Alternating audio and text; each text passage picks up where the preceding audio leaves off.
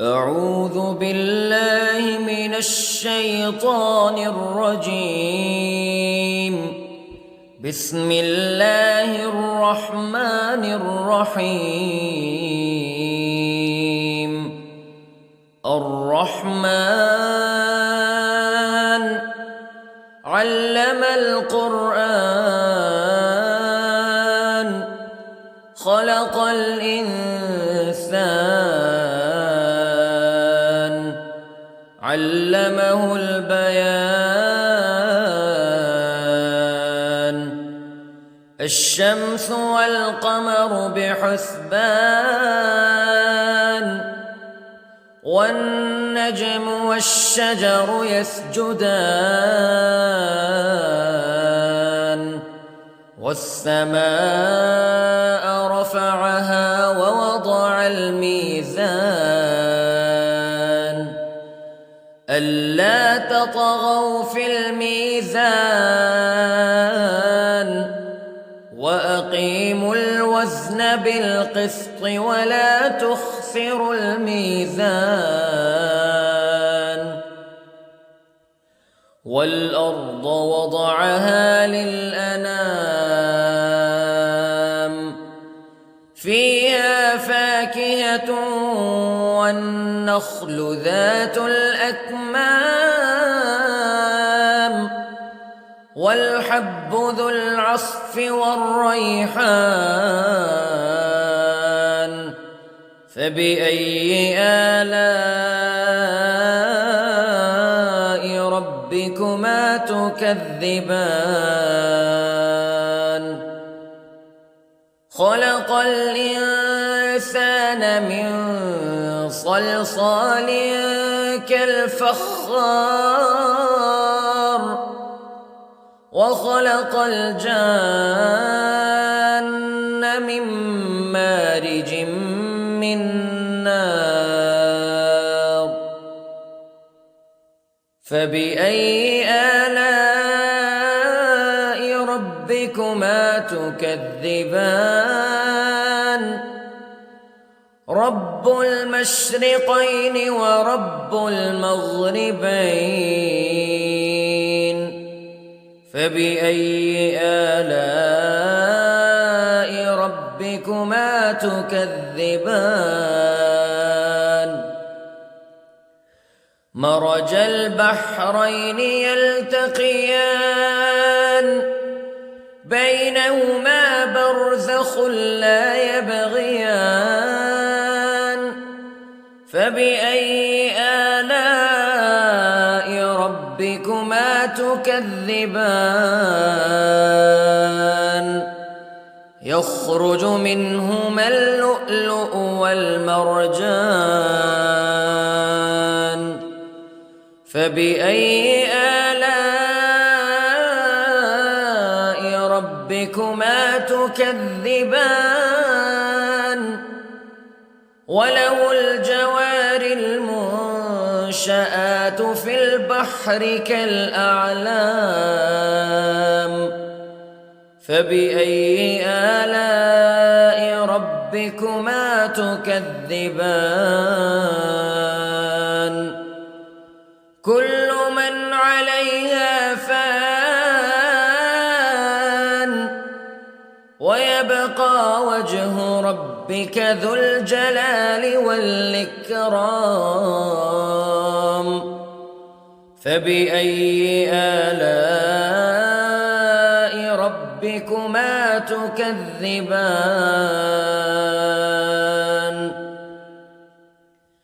يسأله من في السماوات والأرض كل يوم هو في شأن فبأي آلاء ربكما تكذبان. سنفرغ لكم أيها الثقلان فبأي آلاء ربكما تكذبان.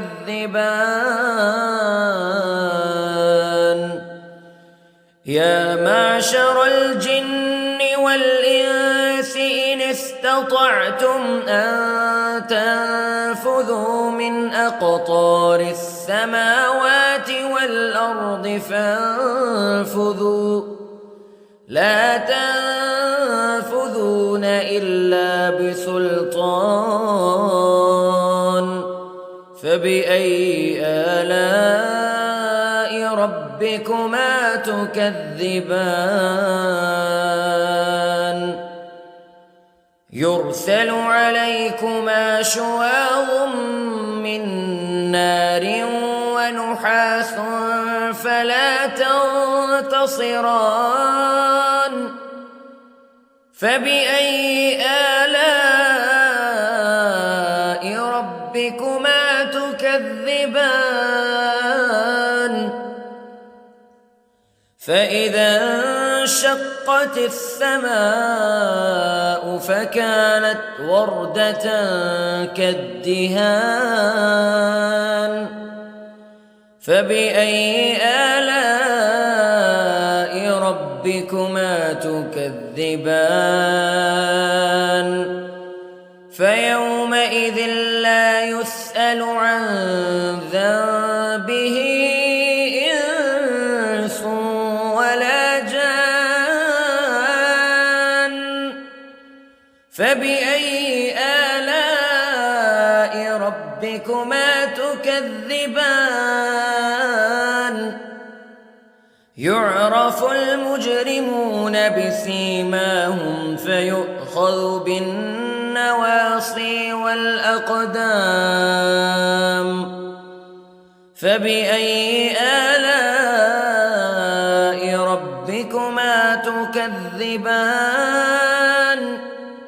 هذه جهنم التي يكذب بها المجرمون يطوفون بينها وبين حميم آن فبأي آلاء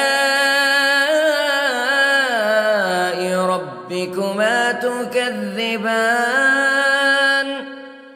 ولمن خاف مقام ربه جنتان فبأي آلاء ربكما تكذبان ذواتا أفنان فبأي آلاء ربكما تكذبان فيهما عينان تجريان فبأي آلاء ربكما تكذبان فيهما من كل فاكهة زوجان فبأي آلاء ربكما تكذبان متكئين على فرش بطائنها من استبرق وجنى الجنتين دان فبأي آلاء ربكما تكذبان فيهن قاصرات الطرف لم يطمثهن إنس قبلهم ولا جان فبأي آلاء ربكما تكذبان كأنهن الياقوت والمرجان فبأي آلاء ربكما تكذبان هل جزاء الإحسان إلا الإحسان فبأي آلاء ربكما تكذبان ومن دونهما جنتان فبأي آلاء ربكما تكذبان مدهامتان فبأي آلاء ربكما تكذبان فيهما عينان نضاختان فبأي آلاء ربكما تكذبان فيهما فاكهة ونخل ورمان فبأي آلاء ربكما تكذبان فيهن خيرات حسان فبأي آلاء ربكما تكذبان حور مقصورات في الخيام فبأي آلاء ربكما تكذبان لم يطمثهن إنس قبلهم ولا جان فبأي آلاء ربكما تكذبان متكئين على رفرف خضر وعبقري حسان فبأي آلاء ربكما تكذبان تبارك اسم ربك ذي الجلال والإكرام